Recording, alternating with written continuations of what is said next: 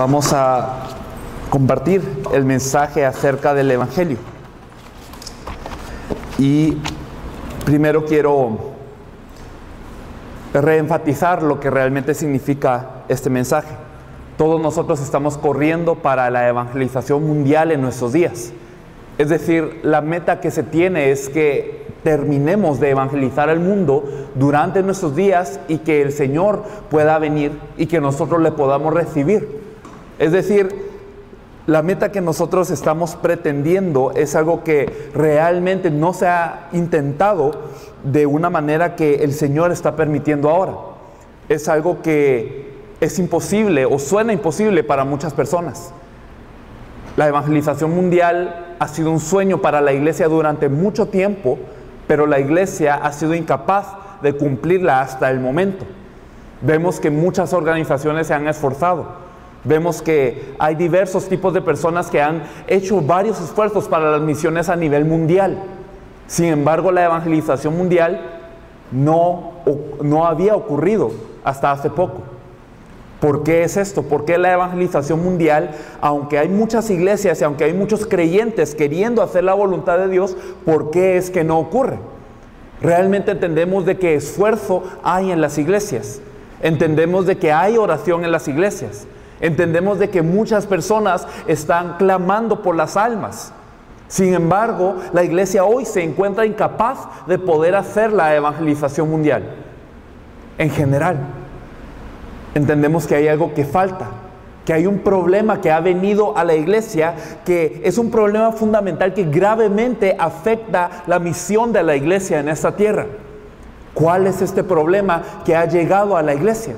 Muchas personas pensarán que es un problema de dinero, o que es un problema acerca del sistema, o que es un problema acerca de la moral y la ética de los creyentes. Sin embargo, la Biblia nos habla de la definición del problema que tiene la iglesia hoy en día. Y si este problema no se resuelve, la iglesia no podrá agradar a Dios, no podrá cumplir la comisión que tiene en esta tierra y por ende seguirá siendo una iglesia en la que simplemente se reúnen las personas a pasar un momento. Si vemos, por favor, Gálatas capítulo 1, Gálatas capítulo 1, versículos 6 al 9, la Biblia nos habla de qué problema identificaba Pablo en la iglesia. Gálatas capítulo 1 del 6 al 9 nos dicen: estoy maravillado de que tan pronto os hayáis alejado del que os llamó por la gracia de Cristo para seguir un evangelio diferente. No que haya otro, sino que hay algunos que os perturban y quieren pervertir el evangelio de Cristo. Mas si aún nosotros o un ángel del cielo os anunciare otro evangelio diferente del que os hemos anunciado, sea anatema. Como antes hemos dicho, también ahora lo repito: si alguno os predica diferente evangelio del que habéis recibido, sea anatema. Pablo miraba que había un problema con la iglesia de Galacia. Y Pablo era el que había fundado esta iglesia él mismo. Se estima que 8 años después de que se había fundado la iglesia de Galacia, se envía esta epístola. No había pasado mucho tiempo para que la iglesia llegase a tener semejante problema. Pero vemos que es una realidad que la iglesia de Galacia ahora estaba pasando muchos problemas. Y Pablo no identifica los problemas secundarios, sino él está identificando el problema verdadero. Todas las personas cristianas hablan del evangelio. Todas las personas utilizan la palabra evangelio. Usted puede preguntarle a cualquier cristiano si conoce el evangelio y todas le dirán que sí. El asunto es: ¿cómo conoce el evangelio? ¿Qué es el evangelio para usted? ¿Es el evangelio según lo que dice la Biblia? Porque Pablo aquí está diciendo, 8 años después de la fundación de esta iglesia de los Gálatas, él está diciendo: me sorprendo tanto, me quedo horrorizado de que tan pronto el evangelio se haya perdido. Tan pronto estén desviándose de lo que yo inicialmente les dije. Y si viniera aún yo, o viniera un ángel del cielo a predicarles algo diferente, por favor, maldíganme o maldigan a ese ángel. Pablo en muchas cosas podía ser flexible. Pablo se hacía judío para el judío con tal de alcanzarlo. Se hacía gentil al gentil con tal de salvarlo. En muchas cosas él era permisivo de esa manera, pero en el evangelio como tal, él era muy estricto porque él entendía el evangelio es lo primordial. Y él estaba diciéndole a los Gálatas, si yo viniera a decirles algo diferente, condenen. Si un ángel del cielo viniera a decirles algo diferente, también maldíganlo. Así de claro tenía que ser el evangelio para Pablo. Este es el problema de la iglesia hoy. La iglesia hoy, aunque utiliza la palabra evangelio, hoy la iglesia ha perdido lo que es el evangelio. El evangelio se ha diluido. Y entendemos que esto es lo que Pablo advierte a los Gálatas. Pero no solamente a los Gálatas les pasaba esto. Si nosotros nos fijamos en 2 de Corintios capítulo 11, versículos 3 al 4, dice: pero temo que como la serpiente con su astucia engañó a Eva, vuestros sentidos sean de alguna manera extraviados de la sincera fidelidad a Cristo.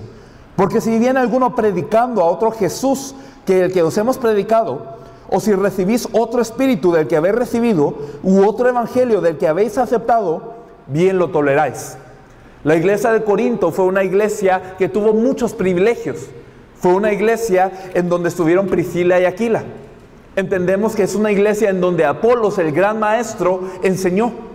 Es una iglesia que tenía bastantes privilegios de ese sentido y que estaba en una ciudad muy importante de su época, y a pesar de esto había muchos problemas con la iglesia de los corintios. Si nosotros vemos Corintios capítulo 1, vemos litigios entre los hermanos, vemos problemas de lo sacrificado a los ídolos, vemos problemas en cuanto a la sexualidad de los miembros.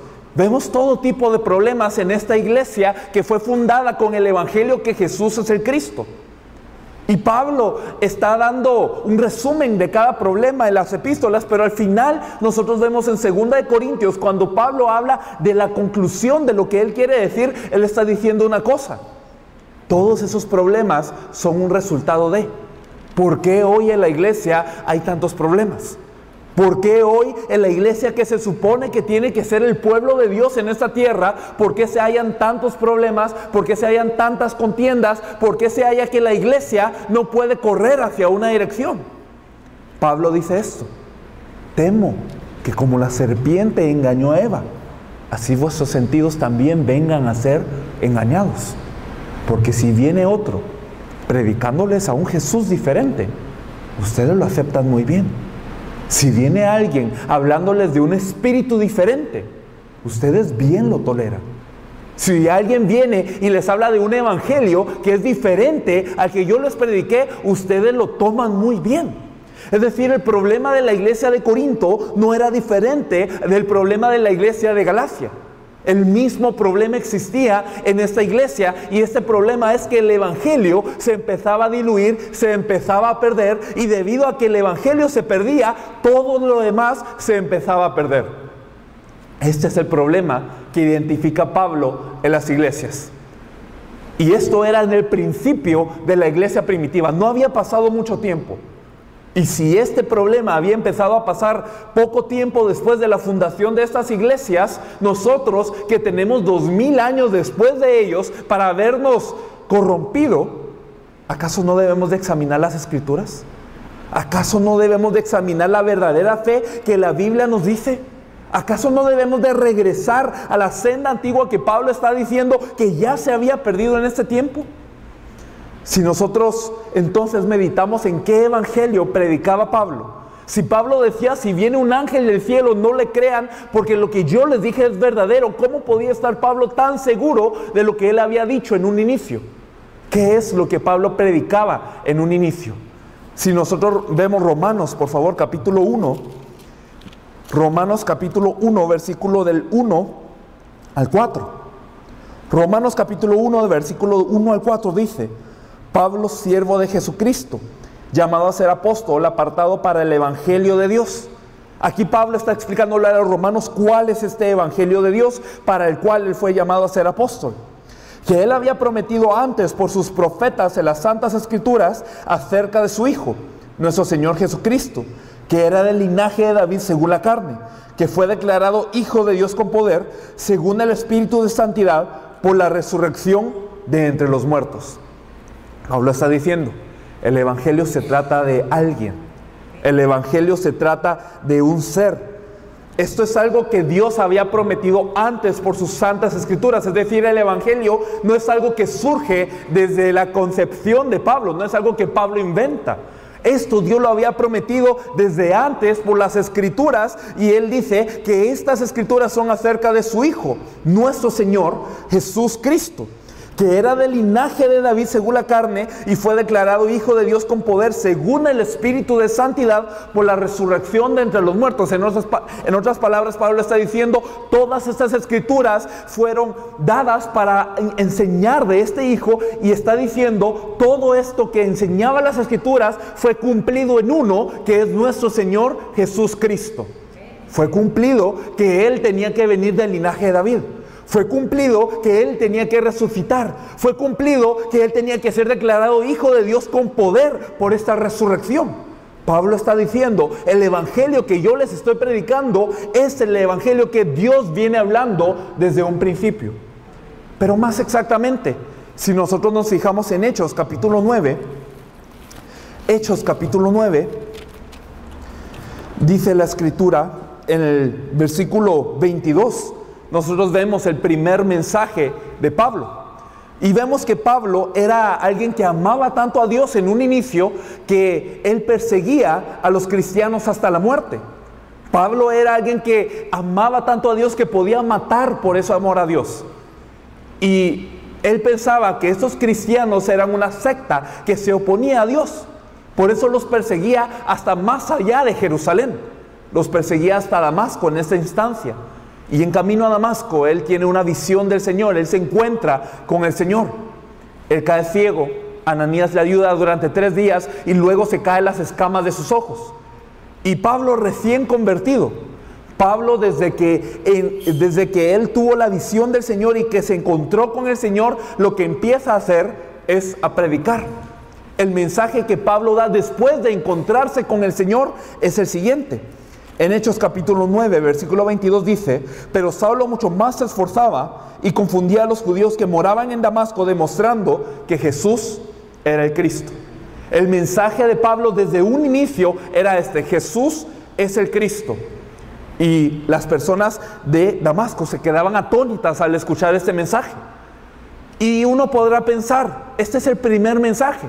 Este es el mensaje que él está dando lleno de euforia, está dándolo lleno de emoción, y llega un momento en donde uno dice, el mensaje cambia. Yo cuando creía al principio, entonces yo era de una manera, y luego cuando mi fe fue cambiando, pues mi mensaje también fue cambiando, dicen algunos. Los pastores predican mensajes muy diferentes en cada ocasión, pero nosotros vemos que Pablo era diferente en este caso. Si nosotros vemos en Hechos capítulo 17, ya han pasado muchos años desde la conversión de Pablo. Ha pasado que Pablo ya ha estado en 2 giras misioneras. Ha estado 10 años preparándose en su tierra natal. Estuvo 1 año en Antioquía atendiendo a la iglesia de Antioquía junto con Bernabé. Ya había pasado muchísimo tiempo desde el mensaje inicial de Pablo. Pero en Hechos capítulo 17, versículos 2 y 3, Pablo está en su segunda gira misionera y estando en Tesalónica, dice la Biblia de él. Y Pablo, como acostumbraba, fue a ellos y por 3 días de reposo discutió con ellos, declarando y exponiendo por medio de las Escrituras que era necesario que el Cristo padeciese y resucitase de los muertos, y que Jesús, a quien yo os anuncio, decía él, es el Cristo. El mensaje de Pablo no había cambiado para nada. Es más, nosotros vemos que Pablo ahora estaba declarando por medio de todas las Escrituras este mensaje. No había cambiado el mensaje, sino que se había profundizado todavía más Pablo. Y aquí nos dice que ahora era la costumbre de Pablo. No era algo que él hacía esporádicamente. Era algo que él hacía en cada momento, y nos dice que él estuvo 3 días de reposo.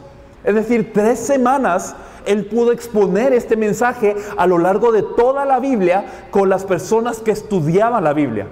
Así de profundo él tenía el mensaje, como para exponer 3 semanas seguidas este mensaje de la Biblia a través de todas las Escrituras. Y él decía a través de las Escrituras una cosa, que era necesario que el Cristo padeciese y resucitase en los muertos, y ese Jesús que yo les anuncio es el Cristo. El mensaje de Pablo no cambió. Si nosotros vemos en Hechos capítulo 18, versículo 5, nos dice, en Hechos 18, 5, y cuando Silas y Timoteo vinieron de Macedonia, Pablo estaba entregado por entero a la predicación de la palabra, testificando a los judíos que Jesús era el Cristo. Ahora Pablo estaba entregado por entero a la predicación de la palabra. Hay otras versiones de la Biblia que dicen que él estaba preso por la palabra o que él estaba tomado por la palabra. En cualquier forma, Pablo estaba entregando el mensaje con todo su ser. Estaba lleno del Espíritu Santo. ¿Y qué mensaje sale de la boca de uno cuando el Espíritu Santo lo guía a dar el mensaje? Pablo aquí habló de una cosa: Jesús es el Cristo. Entonces vemos que el mensaje de Pablo era consistente. El mensaje de Pablo no variaba en este sentido. Pablo constantemente, al entrar a un nuevo campo, compartía que Jesús es el Cristo. Ese era el mensaje de Pablo. Y este era el mensaje que él decía que la gente no debía de desviarse de este mensaje. Pero ¿qué tal si solo era Pablo? ¿Qué tal si solo Pablo predicaba así? ¿O qué tal si solo era la expresión de Pablo, el vocabulario de Pablo? Vamos a ver en Hechos capítulo 2, versículo 36. Si fuera solo el mensaje de Pablo esto, sería una buena referencia para nosotros.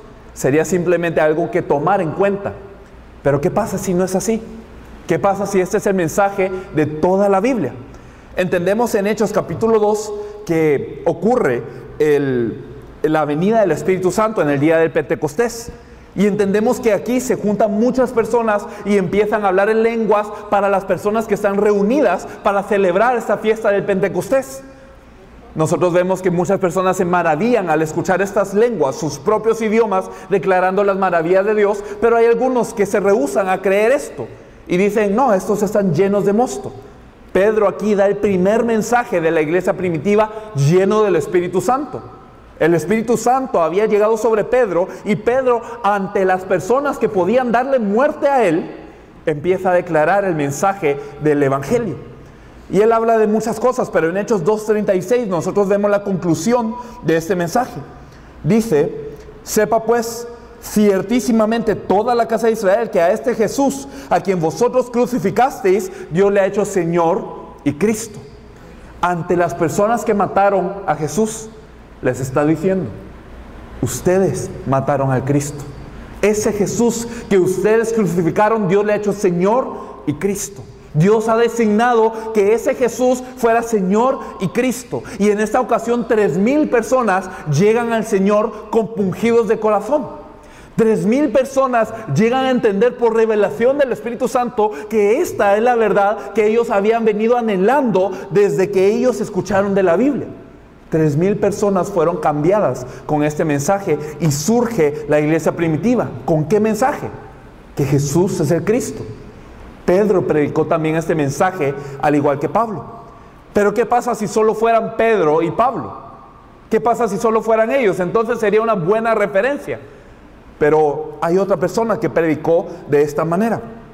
Hechos capítulo 18, versículos 24 al 28. Dice de esta manera: llegó entonces a Éfeso un judío llamado Apolos, natural de Alejandría, varón elocuente, poderoso en las Escrituras. Este había sido instruido en el camino del Señor y, siendo de espíritu fervoroso, hablaba y enseñaba diligentemente lo concerniente al Señor, aunque solamente conocía el bautismo de Juan. La Biblia no habla tan seguido de las personas como Apolos. Apolos, la Biblia lo describe como un hombre muy destacante. No solamente él era de Alejandría y un judío, sino que nos dice la Biblia que era un varón elocuente. Cuando hablaba, él podía convencer muy bien a las personas. Nos dice la Biblia que él era poderoso en las Escrituras, que quiere decir que dentro de todos los judíos, él era alguien que era considerado, alguien que era sabio en las Escrituras. Como ustedes lo saben, los judíos son el pueblo del libro. Son el pueblo que ha crecido con las Escrituras. Son el pueblo del que hablan las Escrituras. Los judíos tenían que conocer las Escrituras muy bien. Pero dentro de todos estos judíos, este Apolos era considerado poderoso en esas Escrituras.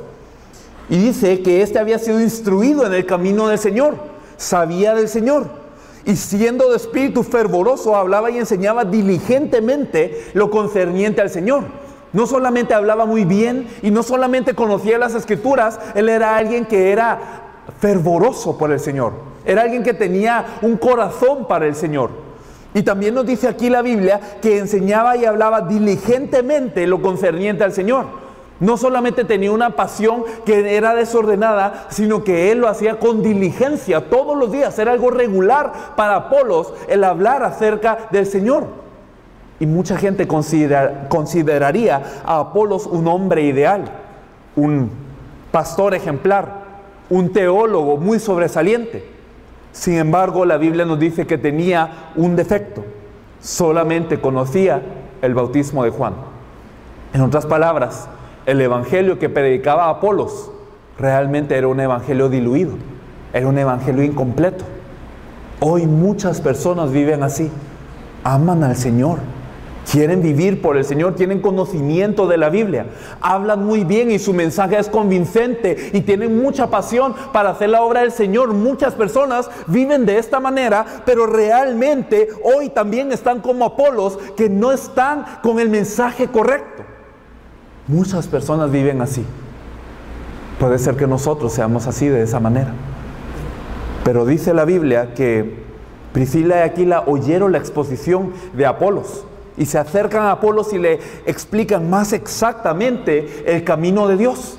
Dos empresarios, dos hombres de negocios llegan a este teólogo de gran calibre y le explican nada más: perdone, este es el mensaje de la Biblia. Y este Apolos escucha, y este Apolos luego cambia su mensaje. Nos dice el versículo 27 en adelante: y queriendo él pasar a calle, los hermanos le animaron y escribieron a los discípulos que le recibiesen, y llegado él allá fue de gran provecho a los que por la gracia habían creído, porque con gran vehemencia refutaba públicamente a los judíos, demostrando por las Escrituras que Jesús era el Cristo. Él era un hombre ahora que podía refutar a los judíos y demostraba solo un mensaje: que Jesús era el Cristo. Entonces nosotros vemos que Pablo solo predicó un mensaje. Vemos a través de las Escrituras que Pedro predicó un mensaje. Vemos ahora que Apolos tenía el mismo mensaje que el de Pablo y que el de Pedro. Nos damos cuenta entonces que el mensaje de la iglesia primitiva es consistente. El mensaje de la iglesia primitiva no variaba. Si vemos a una persona más en Primera de Juan, por favor. Primera de Juan, capítulo 5, versículo 1.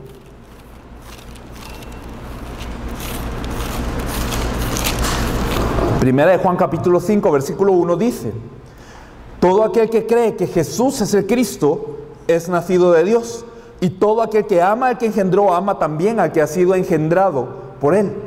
Aquí la Biblia nos está dando un pasaje muy importante. ¿Cómo puedo ser nacido de Dios?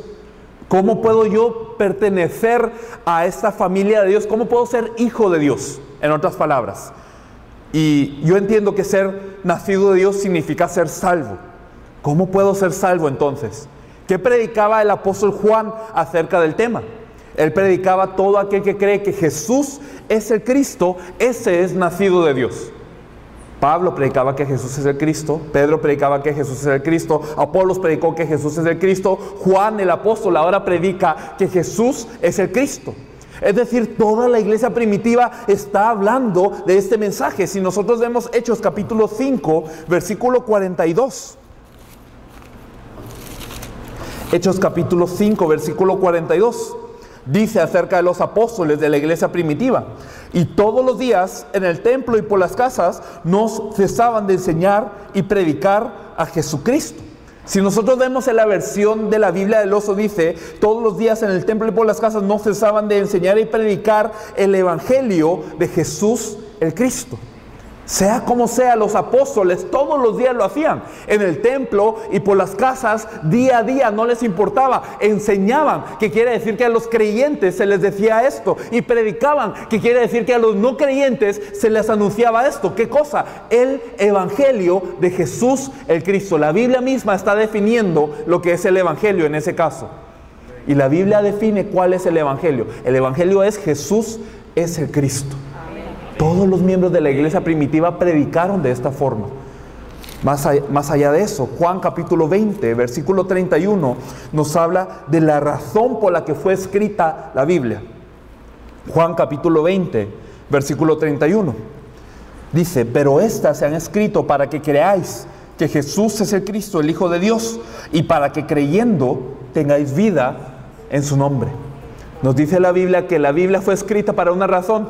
Es que la Biblia no es un libro cualquiera.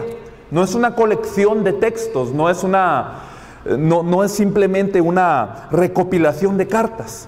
La Biblia es la palabra que Dios nos ha dejado. Y nosotros podemos decir que entre todo lo que Dios ha dejado, la Biblia es lo más seguro, es la profecía más segura, es la palabra de Dios. Pero toda esta palabra de Dios fue escrita para una cosa. La Biblia misma es su intérprete. La Biblia misma nos dice para qué fue escrita. Y aquí nos dice: estas fueron escritas para que creáis que Jesús es el Cristo, el Hijo de Dios, y para que creyendo tengáis vida en su nombre. La Biblia nos dice que cuando yo creo que Jesús es el Cristo, el Hijo de Dios, hay vida en el nombre de Él. ¿Por qué los cristianos hoy no tienen vida? ¿Por qué hoy las iglesias, a pesar de que aman tanto a Dios, a pesar de que oran tanto, a pesar de que se reúnen y a pesar de que diezman tanto, por qué no hay vida en la vida de los cristianos? ¿Por qué hoy el cristiano se encuentra perdido? ¿Por qué hoy no se puede hacer la evangelización mundial? ¿Por qué no ha ocurrido en 2000 años? ¿Qué ha perdido la iglesia realmente? No es un problema de administración, no es un problema de economía, no es un problema del carácter de las ovejas o del pastor. El problema es este: el evangelio se ha perdido, el evangelio se ha diluido. Y como esto se ha perdido, todo lo demás se ha perdido. La Biblia misma fue escrita para que creamos que Jesús es el Cristo.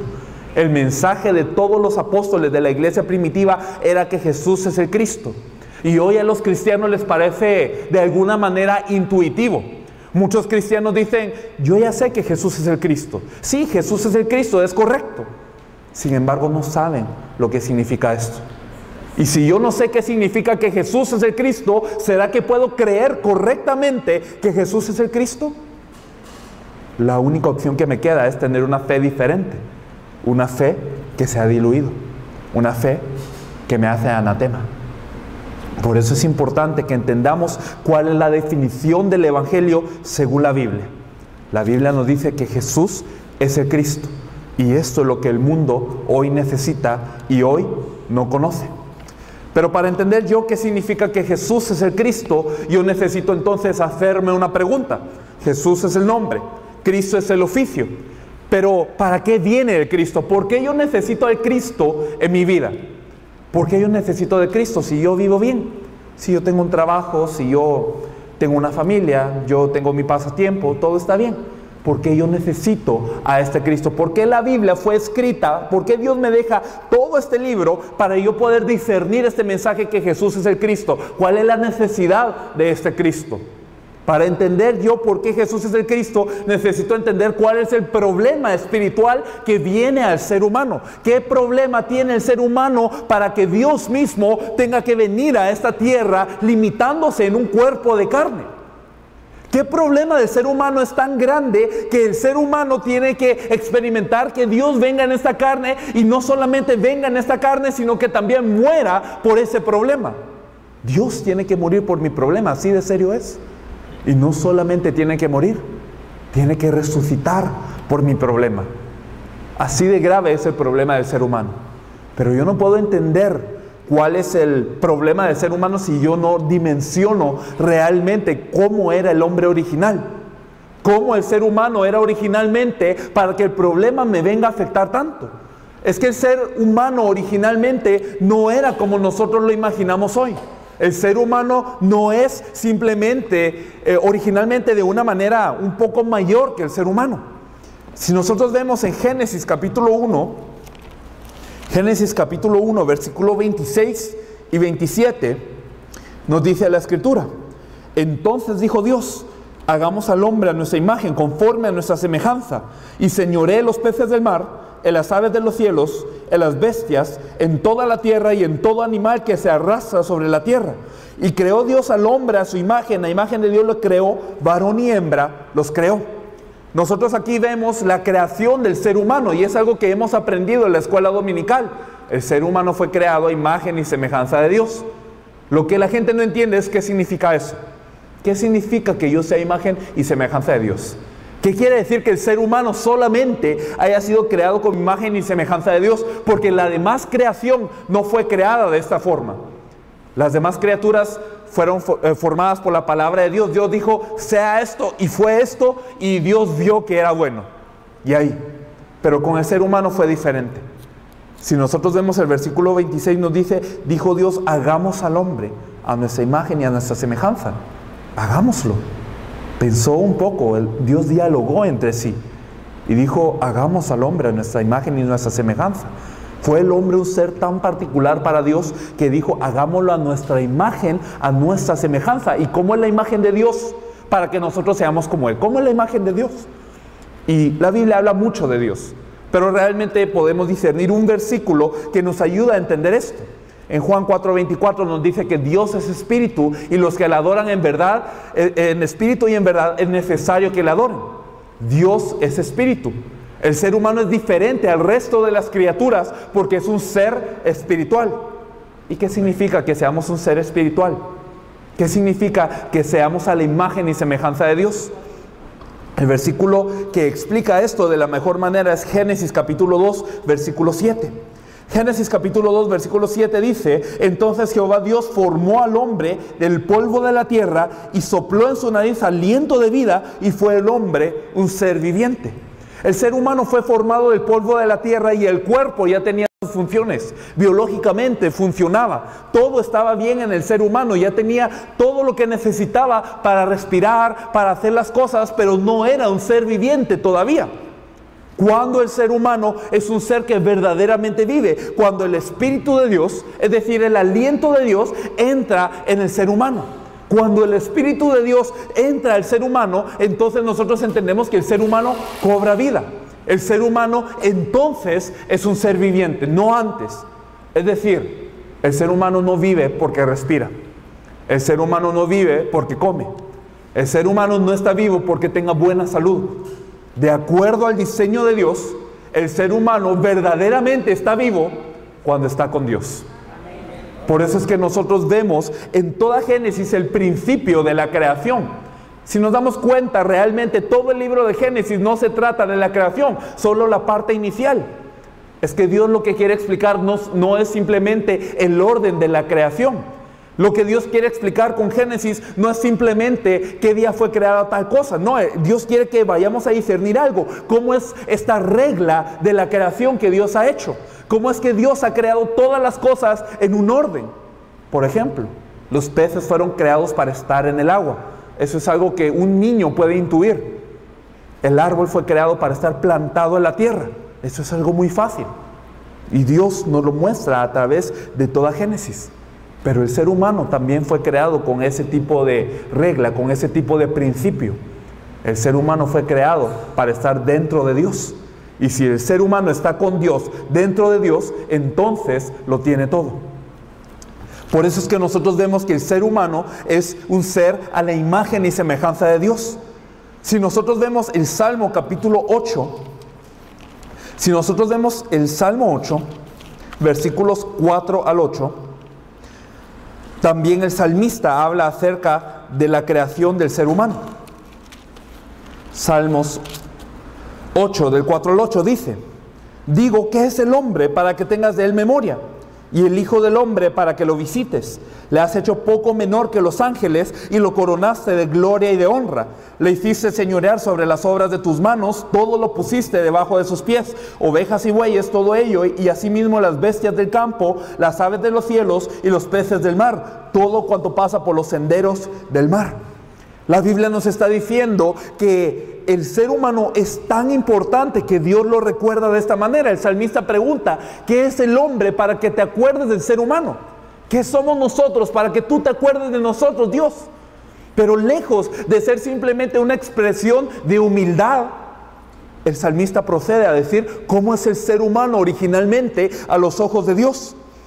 Dice, le has hecho poco menor que los ángeles. Y en esta versión dice ángeles, pero si ustedes retroceden a otras versiones dirá seres espirituales. Pero si retroceden todavía a la versión en hebreo dirá, le has hecho poco menor que Elohim. Le has hecho poco menor que Dios.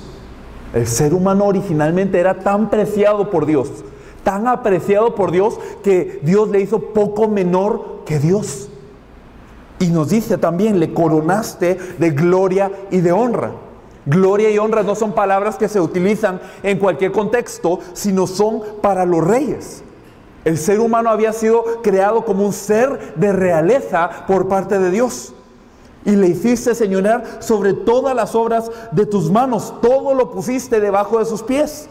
Ovejas y bueyes y todo ello, y así mismo las bestias del campo, las aves de los cielos y los peces del mar, todo por cuanto pasa por los senderos del mar. Todo le fue entregado al ser humano. El ser humano era mayordomo de toda la creación.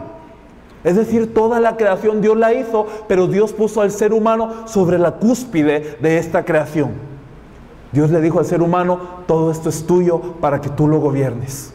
Le hizo poco menor que Dios. Le dio gloria y honra al ser humano. Así de especial era el ser humano que lo hizo como un ser de realeza. Si nosotros vemos en Génesis capítulo 5, versículo 3, también nosotros podemos ver que no solamente el ser humano era una criatura creada para gobernar a la creación nada más. Si nosotros vemos en Génesis capítulo 5, versículo 3, dice, y vivió Adán 130 años, y engendró un hijo a su semejanza, conforme a su imagen, y llamó su nombre Set. Aquí nosotros vemos que cuando Adán fue creado, también nosotros vemos que cuando Adán tuvo un hijo, engendró un hijo a su semejanza, conforme a su imagen. Nosotros entendemos entonces que Adán, cuando tuvo un hijo, fue de acuerdo a su imagen y su semejanza. Palabras que nosotros hemos discernido ya, que hemos escuchado ya. Imagen y semejanza. Cuando Dios crea al ser humano, es imagen y semejanza. Cuando Adán tiene a su hijo Set, es imagen y semejanza. ¿Qué quiere decir esto?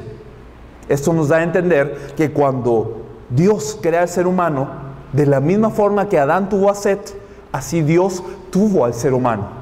El ser humano no solamente era una criatura bendecida por sobre las demás, no era simplemente más privilegiado que los demás. No, Dios consideraba al ser humano su hijo. Era un hijo de Dios, perteneciente a esa familia de Dios, digámoslo de esa manera. El ser humano originalmente tenía toda esa bendición de ser hijo de Dios, de ser un ser de realeza, de compartir esa relación con Dios. Pero no se acaba aquí, sino que si nosotros vemos en Colosenses capítulo 1, versículo 15, si nosotros vemos Colosenses 1:15 nos dice, Él es la imagen del Dios invisible, el primogénito de toda la creación. Aquí nosotros vemos que Él se refiere al Cristo, al Mesías. Entonces, este Cristo es la imagen del Dios invisible, nos dice la Biblia. Otro versículo que nos dice esto es 2 Corintios capítulo 4, versículo 4.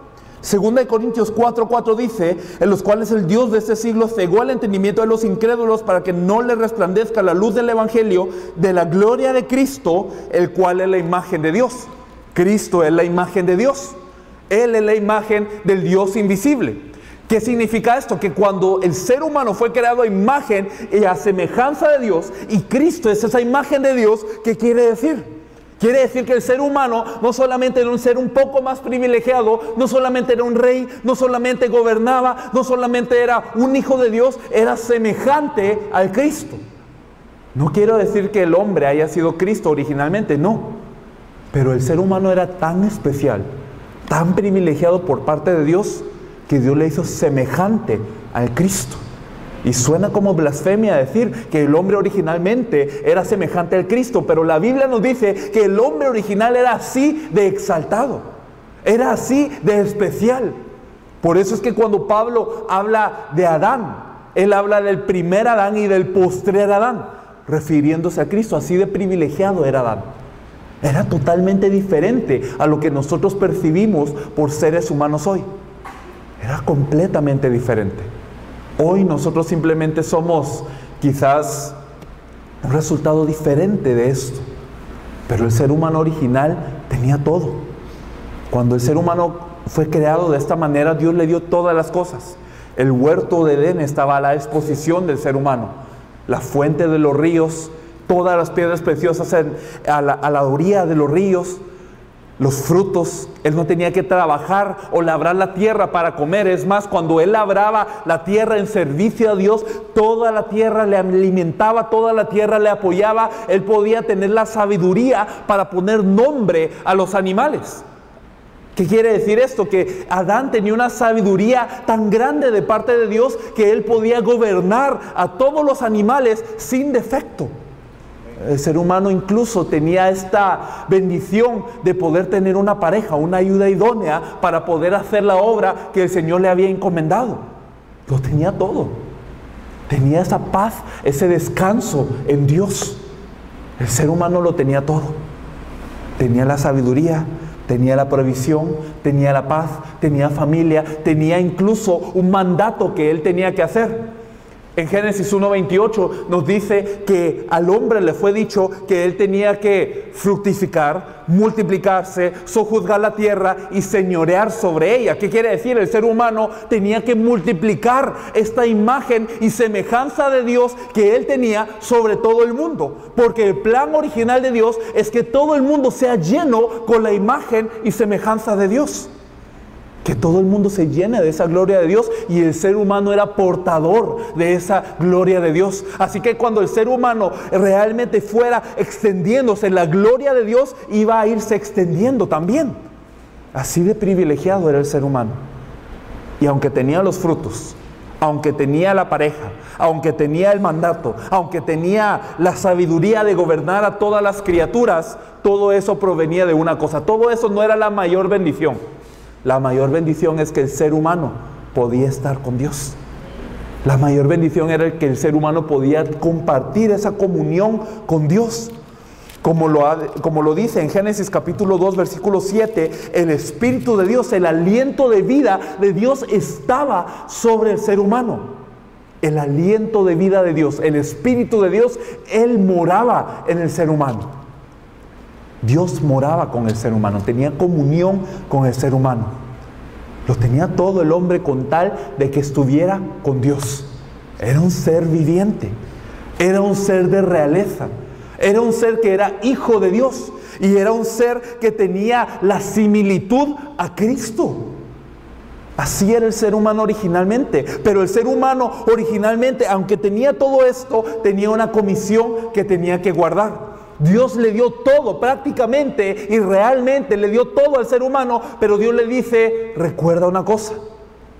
Vamos a ver Génesis capítulo 2, versículo 16 a 17. Génesis 2, 16 a 17.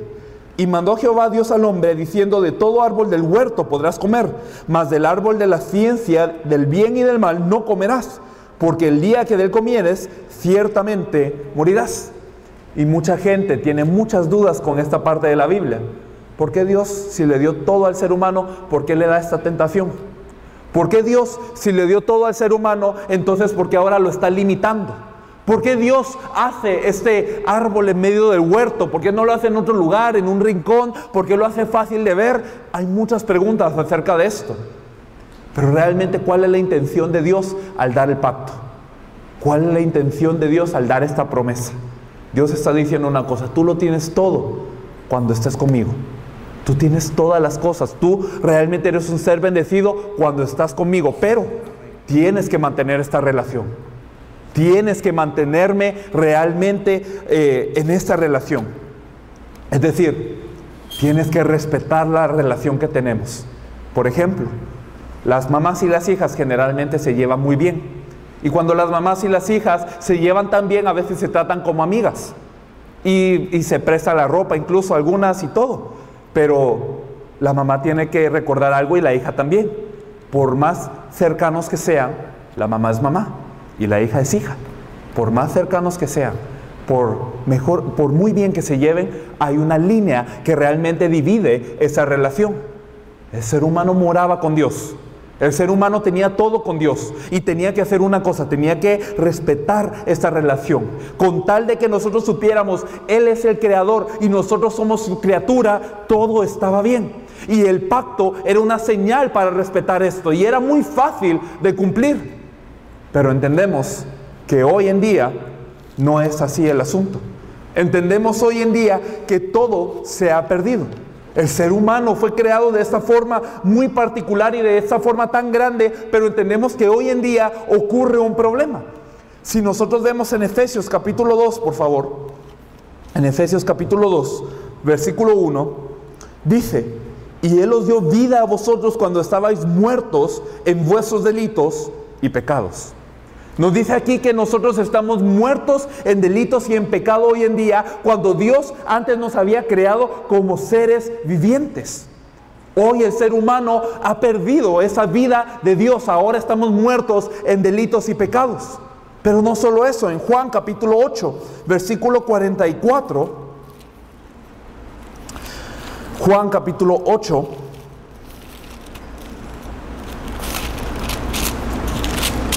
Juan 8:44 dice: vosotros sois de vuestro padre el diablo, y los deseos de vuestro padre queréis hacer. Él ha sido homicida desde el principio y no ha permanecido en la verdad, porque no hay verdad en él. Cuando habla mentira, de suyo habla, porque es mentiroso y padre de mentira. Jesús es el que está hablando aquí, y no lo está diciendo a cualquier persona. No le está diciendo a las personas que consumen droga, o no le está diciendo a las personas que consumen alcohol, o no le está diciendo a los fornicarios. Él está diciéndolo a las personas que más aman a Dios, a los fariseos, a las personas que guiaban toda su vida en base a la palabra de Dios. Él les está diciendo una cosa: ustedes no son de su padre Abraham, ustedes no son de él. Él está exponiendo la situación del ser humano. Él les está diciendo: vosotros sois de vuestro padre el diablo. En esencia, Jesús mismo les está diciendo: ustedes son hijos del diablo. ¿Acaso Jesús quería insultarlos a ellos? ¿Acaso Jesús era de tan mal genio que simplemente quería ofender a los fariseos? Jesús les estaba diciendo algo importante. ¿Cuál es el criterio en el que usted se encuentra ahora? ¿Cuál es la condición en la que se encuentra la humanidad hoy? Hoy la humanidad está muerta en delito y en pecado, y está como hijos de Satanás. Y los deseos de Satanás, su padre, son lo que quieren hacer. El ser humano hoy se encuentra completamente diferente de lo que era en un inicio. En Gálatas capítulo 4, versículo 8.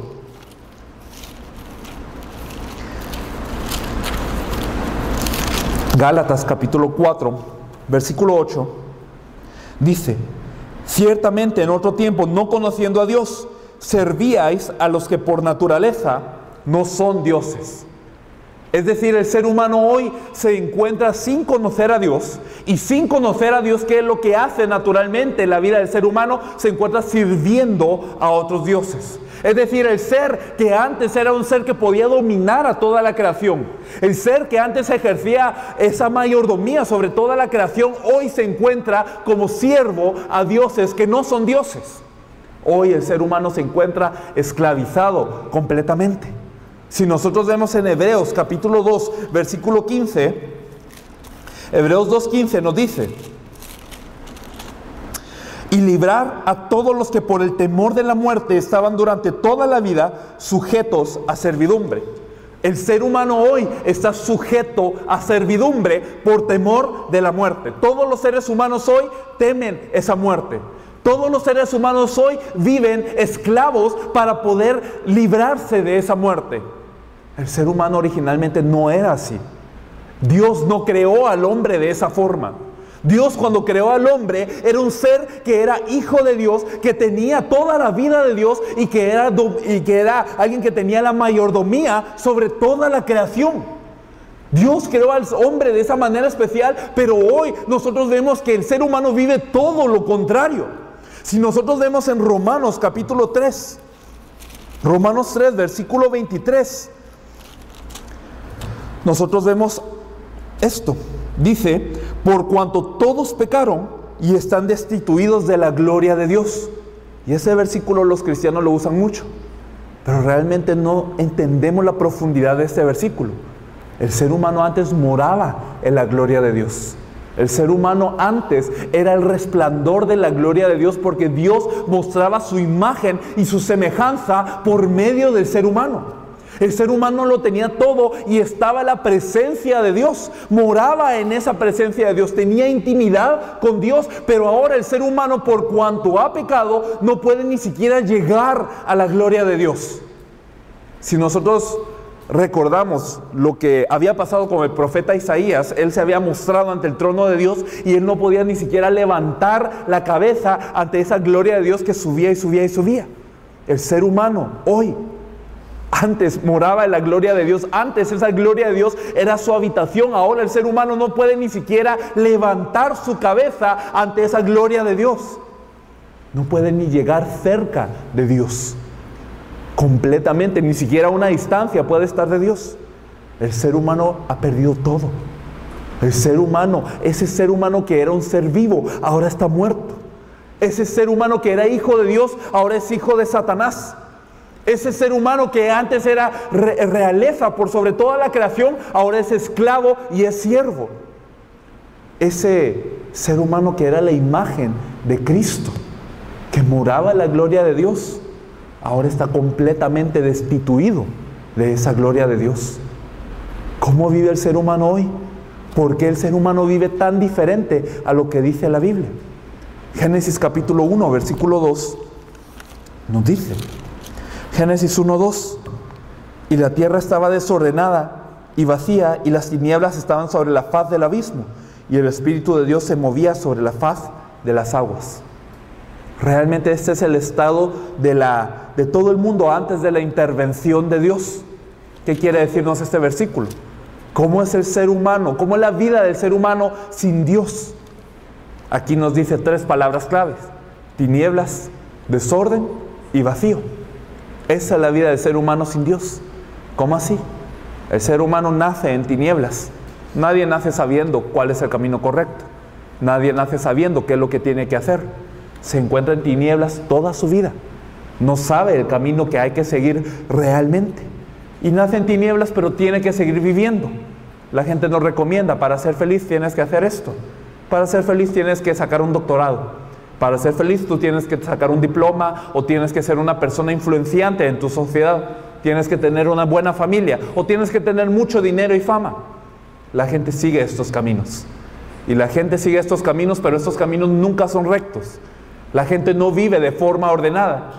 Toda la vida de las personas se encuentra en conflicto y se encuentra en altibajos. Y entonces, ¿qué es lo que pasa? La gente caminando por estos caminos de la vida se hiere completamente, se tropieza, se cae, y entonces empieza a llegar a un punto en donde la gente está tan herida que ya no lo tolera más. Hay un desorden en su vida, se mete a muchas cosas como para intentar alcanzar esa meta. Hay un desorden total en la vida del ser humano, y cuando llega a esa meta, ya me volví doctor, ya me volví un profesor, ya me volví una persona influenciante, yo ya tengo una buena familia, yo ya sé hacer las cosas muy bien, tengo fama y tengo éxito. Pero ¿qué es lo que encuentra al final del camino de su vida? Vacío.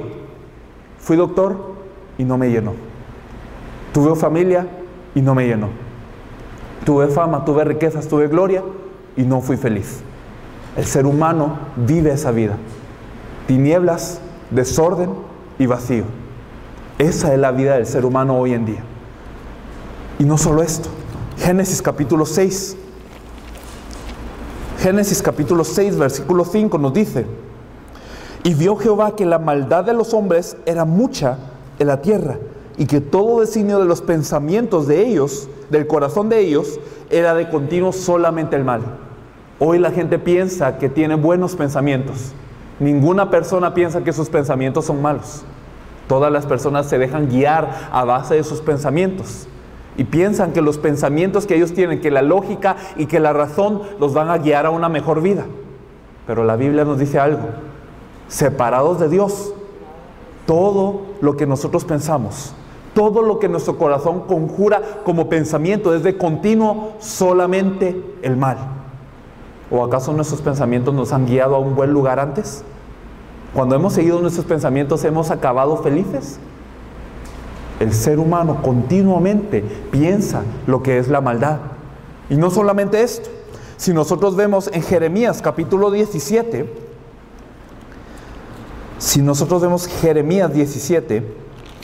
dice acerca del corazón del hombre. Jeremías 17:9, engañoso es el corazón más que todas las cosas y perverso, ¿quién lo conocerá? Dijimos que nuestros pensamientos son de continuo solamente el mal ante Dios, pero ahora Jeremías nos está diciendo, nuestro corazón también es perverso y es malo, es engañoso y perverso. La gente hoy se deja guiar por sus corazonadas. La gente hoy quiere seguir lo que hace su corazón, pero la Biblia nos dice, su corazón es engañoso y es perverso, es maldad. ¿Cuándo nos ha guiado a un buen lugar el corazón? Realmente el ser humano separado de Dios vive en tinieblas, en desorden, en vacío. Sus pensamientos y su corazón completamente están en la maldad.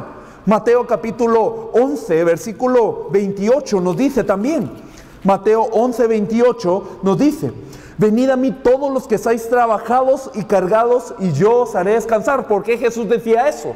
¿Por qué decía, venid a mí todos los que estáis trabajados y cargados? Es que toda la gente hoy está en trabajos y está en cargas. Toda la gente hoy vive cargada. Toda la gente hoy vive bajo opresión. Toda la gente hoy no se puede salir de esta carga pesada que tiene en su vida. ¿Por qué? Porque está separada de Dios. Si nosotros vemos Isaías capítulo 1, versículo 4 al 6. Isaías capítulo 1, versículo 4 al 6 dice, oh gente pecadora, pueblo cargado de maldad, generación de malignos, hijos depravados, dejaron a Jehová, provocaron a ira al Santo de Israel, se volvieron atrás. ¿Por qué querréis ser castigados aún? ¿Todavía os rebelaréis? Toda cabeza está enferma y todo corazón doliente. Desde la planta del pie hasta la cabeza no hay en él cosa sana, sino herida, hinchazón y podrida llaga. No están curadas, ni vendadas, ni suavizadas con aceite. Si usted piensa que por ir a una iglesia usted se libra de esto, no es así. Si usted piensa que por leer la Biblia se libra de esto, no es así.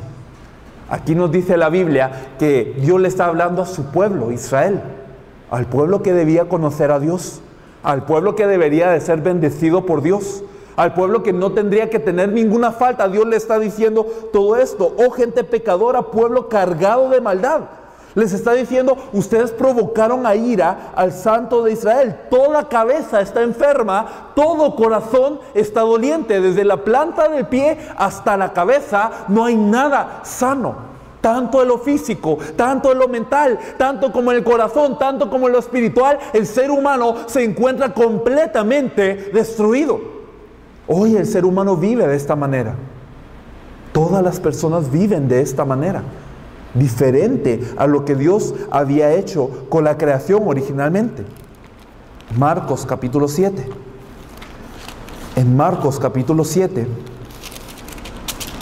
versículo 21 al 23, nos dice, porque de dentro del corazón de los hombres salen los malos pensamientos, los adulterios, las fornicaciones, los homicidios, los hurtos, las avaricias, las maldades, el engaño, la lascivia, la envidia, la maledicencia, la soberbia, la insensatez.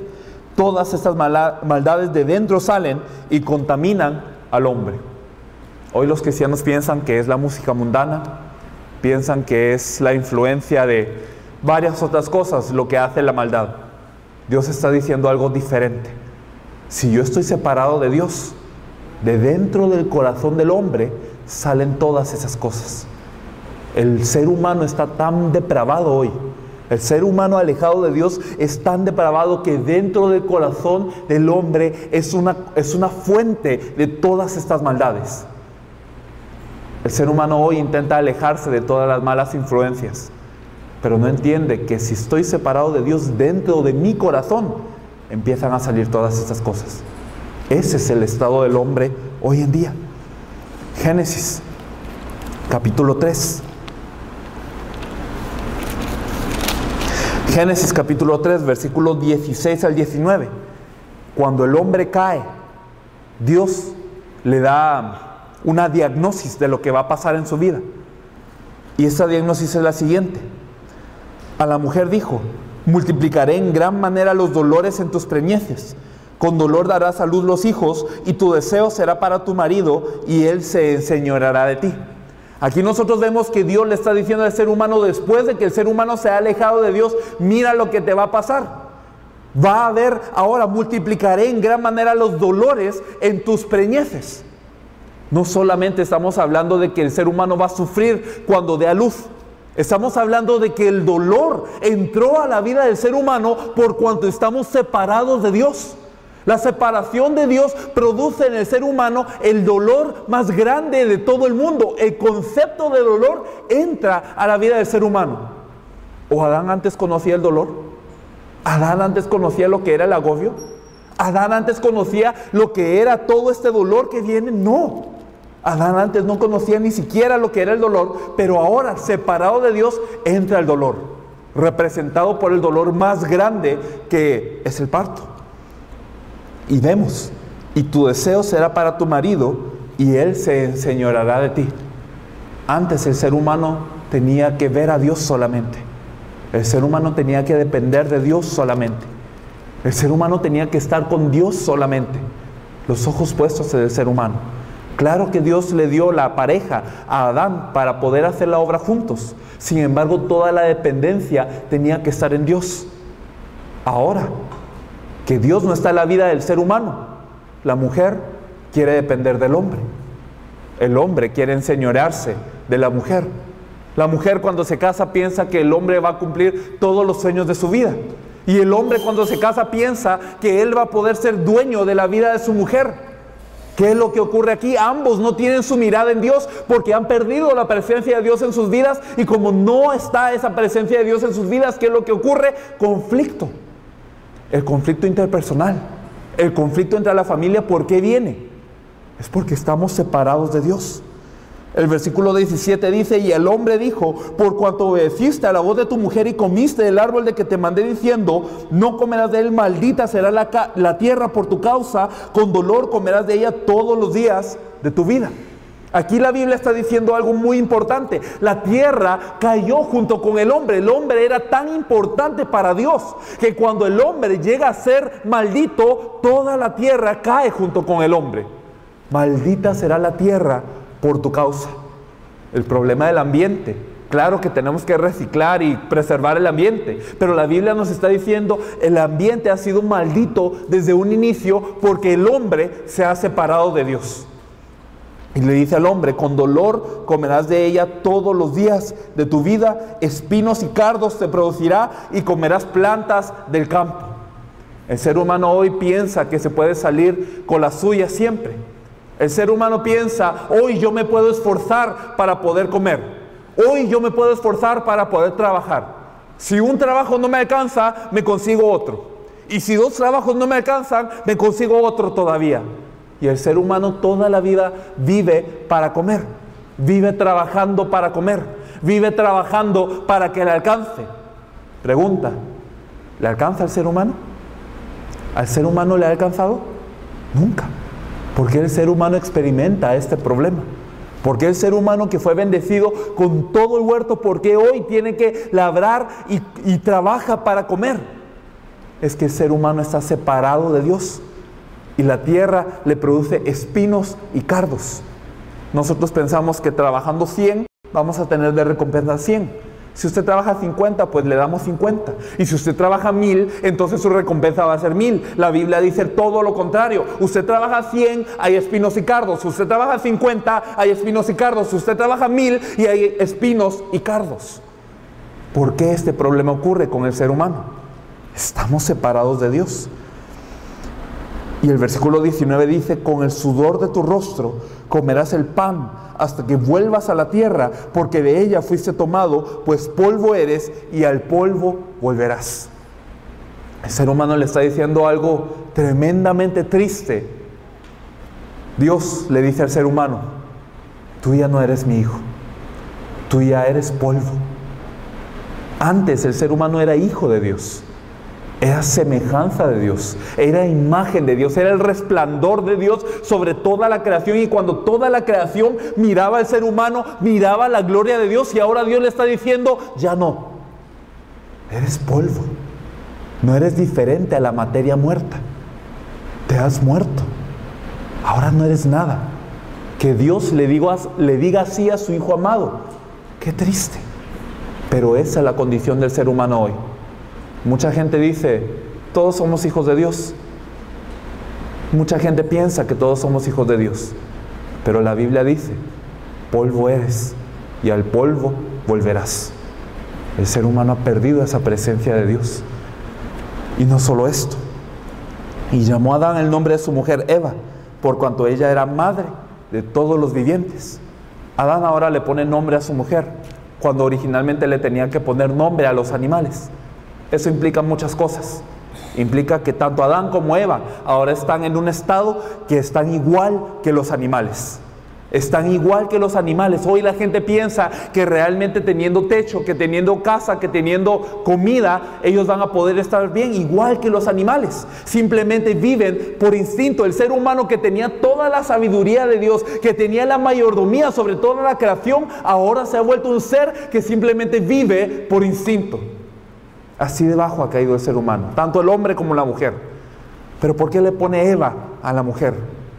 Ella iba a ser madre de todos los vivientes. La descendencia va a pasar el mismo problema que Adán y Eva. Adán y Eva cayeron de la presencia de Dios y ahora toda la descendencia de ellos, todos los hijos de ellos van a pasar el mismo problema. En otras palabras, ¿por qué viene el problema del dolor a la vida del ser humano? ¿Por qué el ser humano sufre? ¿Por qué el ser humano hoy tiene que labrar la tierra? ¿Por qué hay un problema ambiental? ¿Por qué hay un problema de salud? ¿Por qué hay un problema de economía? ¿Por qué hay un problema de muerte? ¿Por qué hay un problema de los hijos? ¿Por qué existen todos esos problemas si Dios está vivo y aparentemente Dios es bueno? ¿Por qué existen todos los problemas hoy en la tierra? Es porque el ser humano está separado de Dios. El ser humano separado de Dios experimenta todos los problemas de la vida. Pero no solamente en esta vida. Esta vida la va pasando como un infierno, va sufriendo bastante, pero no solamente esto. Hebreos capítulo 9, versículo 27 nos dice que está determinado que el ser humano muera una vez y después de esto el juicio. No solamente el ser humano vive sufriendo toda su vida y alejado de Dios, en el momento de la muerte hay un juicio. ¿Y cuál es ese juicio? ¿Estás con Dios o no estás con Dios? Y ese juicio el ser humano por sí solo no lo gana. Hay un juicio después de la vida. Y después de este juicio viene lo siguiente. Mateo capítulo 25, versículo 41. Mateo 25, 41 dice: entonces dirá también a los de la izquierda: apartaos de mí, malditos, al fuego eterno preparado para el diablo y sus ángeles. Jesús era el que decía esto. Y él decía que realmente en ese momento del juicio, él dirá a los que realmente no están con Dios: apartados de mí, malditos, al fuego eterno preparado para el diablo. Habíamos hablado anteriormente que el hombre hoy es un hijo de Satanás. Y esos hijos de Satanás siguen a su padre incluso en la eternidad, al infierno. Viven una vida sufriendo como todo el infierno y llega la muerte y ahora sí se van al infierno verdadero. Esa es la condición del hombre cuando está separado de Dios. ¿De dónde empieza todo este problema entonces? ¿Por qué sufrimos tanto? ¿Por qué el hombre que debería de estar con Dios hoy se encuentra separado de Dios de esta forma? Si nosotros vemos en Génesis 2, 16 al 17, que ya lo vimos, hay un pacto que le fue dado al ser humano. Pero pensemos en el pacto, pensemos en lo importante que es que el pacto le sea dado al ser humano. Cuando Dios le da el pacto al ser humano, cuando le da la palabra, no le está dando cualquier cosa. Es que Dios mismo es la palabra. Dios es el verbo. Y cuando Dios le da la palabra, cuando Dios le da el verbo al ser humano, Dios está entregando a sí mismo. Dios le está dando todo al ser humano. Dios le está diciendo: yo me estoy dando enteramente ante ti. Le está dando el pacto. ¿Y ese pacto cuál era? El hecho de que Dios realmente le diera un pacto al ser humano implicaba una cosa. Cuando Dios le da el pacto al ser humano, entonces reconoce al ser humano como alguien capaz de poder guardar este pacto. Por ejemplo, usted no le daría un pacto a un animal. Usted no haría una promesa con un gato, por ejemplo, porque usted sabe que el gato no es capaz de cumplir esa promesa, que el gato no le entiende, que el gato no va a interesarse en lo que usted le promete. Pero Dios al hombre, aunque el hombre era criatura de Dios, le da un pacto. Dios entiende que el hombre es lo suficientemente bendecido para poder entender y guardar este pacto. Y este pacto significaba todo. ¿Para qué fue dado el pacto al ser humano? La palabra de Dios dice que el pacto es para una cosa. Cuando guardares el pacto, yo te seré por Dios y tú me serás por pueblo. Eso es lo que es el pacto. Dios quería mantener esa relación y este era un único pacto que Dios le había dado al ser humano. No era difícil, no era tentador como dicen las personas. Según la tradición judía, este fruto no era un fruto único. El fruto del árbol de la ciencia del bien y del mal no era un fruto especial que ellos solo podían probar de ese árbol.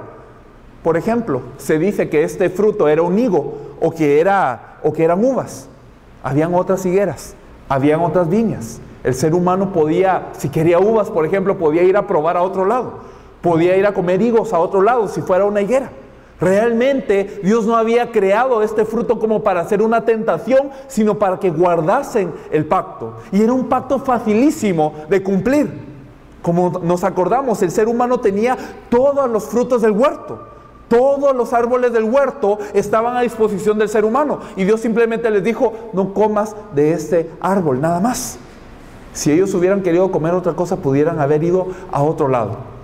Pero Dios pudo haber dicho otra cosa, por ejemplo.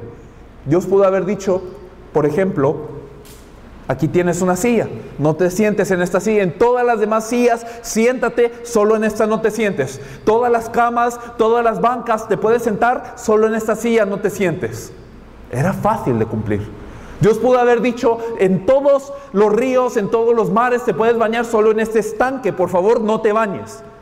Pudo haber dicho eso. Lo importante no era el fruto no era mágico ni venenoso ni nada. Lo importante era que la palabra de Dios estaba siendo dada y era algo muy fácil de cumplir. En el momento que el ser humano obedeciera y viviera según este precepto, Dios entendía, el ser humano me está respetando. El hombre me está respetando y me está dando el culto a mí, porque está guardando la palabra. Para Adán era fácil dar el culto. El culto no era simplemente cantar, no era simplemente alabar o no era simplemente entregarse. No, el culto simplemente era guardar la palabra de Dios. Eso era el culto de Adán para Dios. Y era fácil de hacer. Y Dios lo único que pedía era que se obedeciera a ese pacto. Sin embargo, entendemos que este pacto se rompe de una forma muy fácil. En Génesis capítulo 3, versículo 1. Pero la serpiente era astuta más que todos los animales del campo que Jehová Dios había hecho, la cual dijo a la mujer, con que Dios os ha dicho, no comáis de todo árbol del huerto. Aquí nosotros vemos que aparece esta figura, la serpiente, que es Satanás.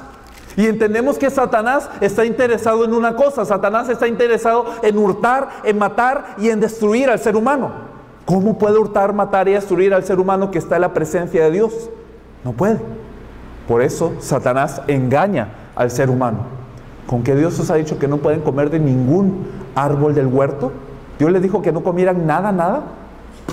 La mujer responde, no, de todos los árboles del huerto podemos comer, pero Dios nos ha dicho que el árbol que está en medio del huerto, no comeréis de él ni le tocaréis para no morir, para que no muráis.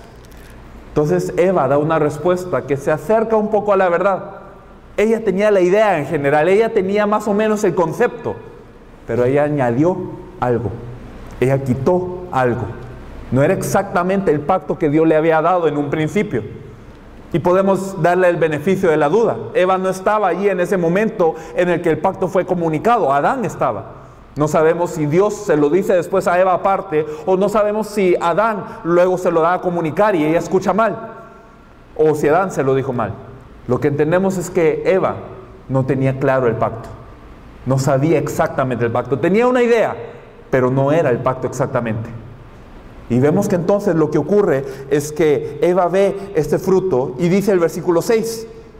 Y vio la mujer que el árbol era bueno para comer y que era agradable a los ojos y árbol codiciable para alcanzar la sabiduría, y tomó de su fruto y comió y dio también a su marido, el cual comió como ella. Nosotros entendemos aquí que Eva, al no conocer el pacto, al no aferrarse al pacto de Dios, a Satanás le ataca y le dice: no moriréis, sino que sabe Dios que el día que comáis de él, seréis como Dios y serán abiertos vuestros ojos y conoceréis el bien y el mal. Eva tenía una decisión aquí que tomar: o le creía a Dios o le creía a Satanás. Y ella decidió creerle a Satanás. Y lo más curioso de esto es que no solamente cae ella, también está Adán a su lado. Adán no estaba lejos en algún momento. No, Adán estaba en ese mismo momento presenciando esa conversación entre la serpiente y la mujer, y Adán no le dice nada. Adán se queda observando. ¿Será que realmente Dios tiene la razón? ¿O será que lo que Satanás me dice es verdadero? Adán también pudo elegir entre obedecer a Satanás y obedecer a Dios. Adán elige obedecer a Satanás. Come también del fruto. En lugar de corregir a su esposa, en lugar de decirle: acuérdate del pacto, él mismo cae en esto. El ser humano cae y rompe el pacto. Una persona, Eva, quizás por ignorancia, y Adán, que conocía el pacto, por incredulidad. Ignorancia e incredulidad. Ambas cosas nos guían a romper el pacto. Y desde que se rompe este pacto, el ser humano se encuentra separado de Dios, porque Dios le prometió al ser humano: el día que de él comieres, ciertamente morirás. Dios lo había prometido, y Dios es un Dios verdadero. Dios es un Dios de justicia, y por lo tanto Dios tiene que cumplir su palabra. Y Dios tiene que echar al hombre del huerto. Si nosotros vemos en Génesis capítulo 3, versículos 23 y 24, dice: y lo sacó Jehová del huerto del Edén, para que labrase la tierra de que fue tomado. Echó pues fuera al hombre, y lo puso al oriente del huerto de Edén querubines y una espada encendida que se revolvía por todos lados para guardar el camino del árbol de la vida. Aquí vemos que Dios echa al hombre del huerto del Edén, que quiere decir que Dios echa al hombre de la presencia de él. El huerto físico quizás no es tan importante, pero el hombre ahora ya no se puede acercar a Dios. El hombre ya no puede estar con la fuente de su vida. El ser humano ahora se encuentra totalmente e irremediablemente separado de Dios. Satanás entra a la vida del ser humano. Satanás engaña al ser humano para que peque, y el pecado es negar ese pacto de Dios, quebrantar ese pacto de Dios que era tan fácil de obedecer, y como resultado el ser humano queda separado de Dios. Una espada encendida se revolvía por todos lados para que el ser humano no se pudiera acercar a Dios. Así está el hombre hoy. Ese es el estado del hombre hoy. Recapitulando lo que hablamos, el ser humano hoy tiene un problema. Las iglesias hoy tienen un problema. El problema no es la economía. El problema hoy no es si el pastor habla bien o no. El problema hoy no es el estudio bíblico. El problema hoy, como lo decía Pablo, es que el evangelio se ha perdido. Las buenas nuevas se han diluido. Hoy los cristianos no conocen quién es el Cristo. ¿Y por qué no conocen el Cristo? Porque los pastores no predican el Cristo. ¿Y por qué los pastores no predican el Cristo? Porque tampoco creen en el Cristo. El ser humano hoy tiene el mayor problema de todos. El ser humano hoy fue creado para estar con Dios, para tenerlo todo con Dios, pero hoy el ser humano está separado de Dios, y no hay problema más grave que ese. El problema del ser humano no es la salud. El problema del ser humano no es ni la economía, ni es la inteligencia, ni es la corrupción política, ni es la ética y la moral. El problema del ser humano es este: fue creado para estar con Dios, pero hoy está separado de Dios. Y estando separado de Dios vienen todos los problemas del ser humano. Viene el dolor, viene la muerte, viene el problema y el sufrimiento económico, viene el padecimiento de los hijos. Todos los problemas vienen de una raíz, de una causa. El ser humano está separado de Dios. El pez tiene que estar en el agua, y cuando está en el agua lo tiene todo. El pez en el agua puede nadar, puede comer, puede buscar su pareja, puede hacer todo en tanto esté en el agua. Pero si el pez está separado del agua, usted le puede dar comida a este pez, usted le puede colocar una pareja a este pez, Usted puede darle todo lo demás que el pez necesita, pero este pez va a terminar en muerte. ¿Por qué? Porque está separado del agua. El ser humano hoy es igual. Usted podrá tener dinero, usted podrá tener fama, podrá tener casa, podrá tener todo lo demás. Pero si usted está separado de Dios, es como este pez que está separado del agua. Simplemente está forcejeando en este momento, pero va a terminar en muerte. Prácticamente ese pez separado del agua está en muerte. Ese es el problema del ser humano.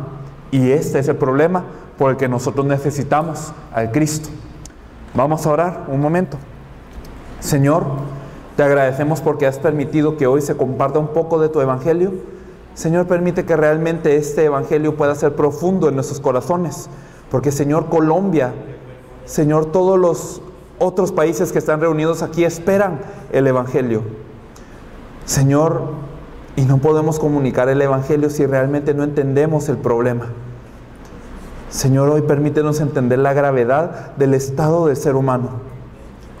Señor, no es que la gente esté bien, sino totalmente hoy se encuentra separada de ti. Nosotros, Señor, hoy estábamos separados de ti. Señor, permítenos la revelación de la profundidad de este problema y por qué toda la Biblia, por qué todos los apóstoles, por qué toda la iglesia primitiva predicaba que Jesús es el Cristo. Señor, permítenos entender la profundidad de esto. Permite, Señor, que Granada pueda ser salva. Señor, que la iglesia de Granada pueda profundizar en esto y realmente dar la diagnosis correcta a las personas de Granada, haciéndoles entender el problema espiritual verdadero. Te agradecemos, Señor, y te damos toda la gloria en el nombre de nuestro Señor Jesús, quien es el Cristo. Amén. Vamos a tener